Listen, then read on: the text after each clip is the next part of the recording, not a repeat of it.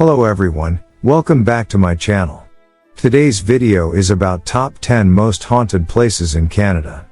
But before we get into today's video, to those who are new to this channel, please feel free to click on the subscribe button and hit the notification bell so that you would be notified about the latest updates.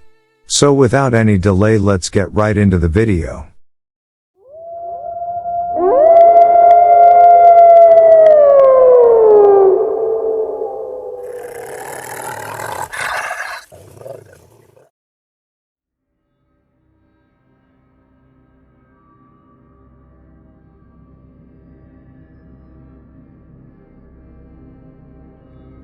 The old spaghetti factory was built in the Gastown area of Vancouver in 1970. There's an old trolley car called number 53 inside the restaurant that is supposedly haunted by a train conductor. Various staff members have seen him sitting at the same table inside the trolley late at night, after the restaurant has closed. Random cold spots and moving table settings have also been reported. 3 more ghosts have been spotted inside the restaurant, including a young boy who scared a female server so badly that she quit on the spot. A psychic who visited the restaurant said that many of the building's historical artifacts that were brought in as decoration have spirits attached to them. There might also be a vortex in the building that acts as a portal to other dimensions and allows spirits to come into our world.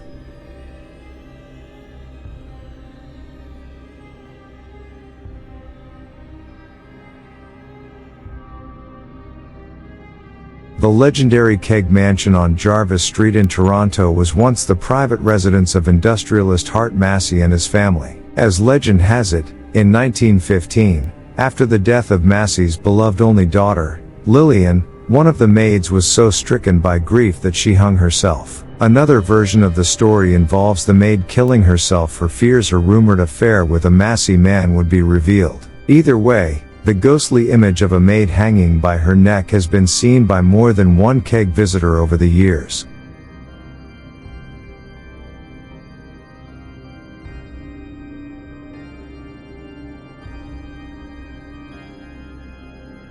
Located just outside of Kamloops, the Tronchial Sanatorium was originally built in 1907 as a treatment center for tuberculosis sufferers and later served as a mental institution before ultimately being abandoned in the early 80s. After sitting empty for decades, people have reported feeling a penetrating eeriness when they visit the site, which is home to multiple buildings and even mysterious tunnels that connect underground. According to some reports, visitors have said they've seen a mother crying for her child on the 6th and 8th floors, while others have reported hearing the voices of kids playing in the children's ward or seeing bright orbs near the main entrance.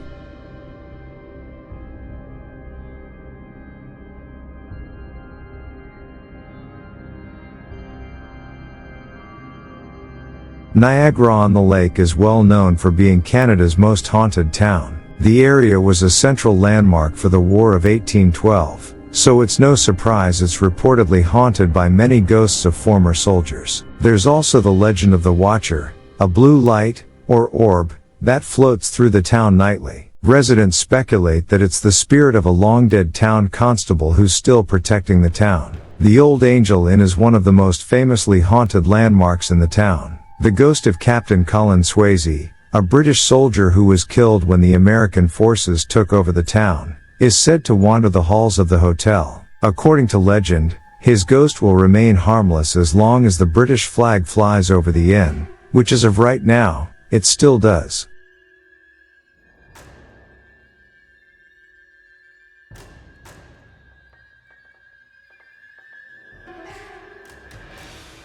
This Victorian-era Craigdarroch Castle was built for Robert Dunsmore, a coal miner, and his family in the 1890s. However, Dunsmore died before its completion, and the castle remained in his family's possession until the death of his widow. Today, there are rumors of a mysterious piano that plays by itself as well as sightings of a ghostly woman in white that have frequently been reported.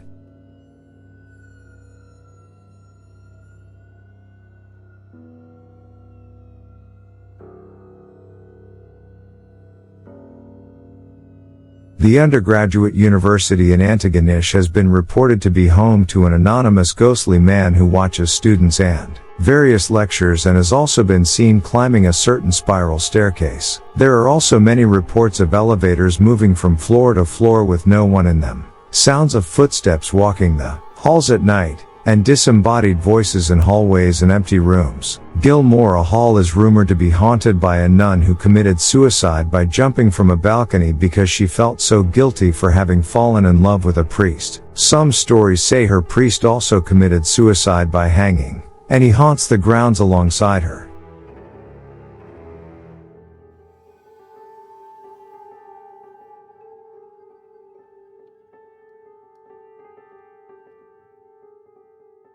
Now a hostel run by Hosteling International. The building was originally the Nicholas Street Jail, the main jail in Ottawa for over a century. The jail was the site of numerous executions and the gallows is still intact. Guests of the hostel report seeing spirits standing at the ends of their beds and wandering the halls. Inmates in the prison included murderers and the mentally ill. The conditions were considered inhumane, and numerous unmarked graves were found during excavation. The building has been a hostel since the early 1970s, but much of the original structure has been maintained so guests can experience spending the night in jail.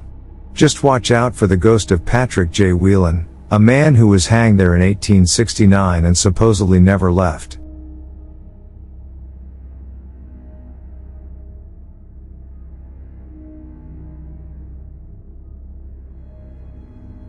Dark Hall. The music and arts venue at the University of Regina, opened in 1929 and was formerly a military storage unit and a schoolhouse, where students and children were quarantined and died after a typhoid epidemic. Today, it's still a go-to place to watch musical performances, but rumors suggest that the ghost of Francis Dark, the building's namesake, likes to sneak into concerts and disappear when the show is over. Many people who have performed have claimed to spot Dark wearing a top hat sitting in the same seat.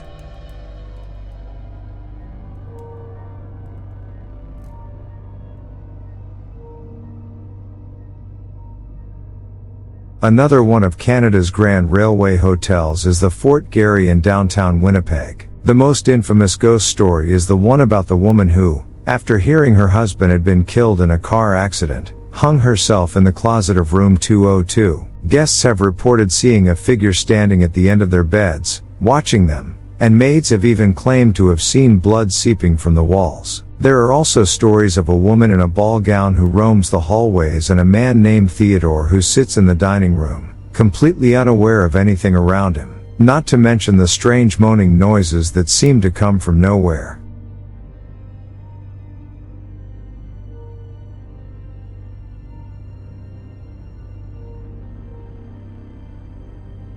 Business tycoon Charles Melville Hayes commissioned the Fairmount Chateau Laurier, located in downtown Ottawa. However, he never saw the completion, as he died tragically aboard the Titanic just days before the hotel's grand opening in 1912. It's been rumored that Hayes' spirit has been seen roaming throughout the property, and many hotel employees and guests have reported strange noises and ghost sightings since. Okay guys, that is all for today's video. Hope you all enjoyed the video. Please don't forget to subscribe to my channel and click the notification bell to receive the latest update from my channel. See you soon in another interesting video. Bye.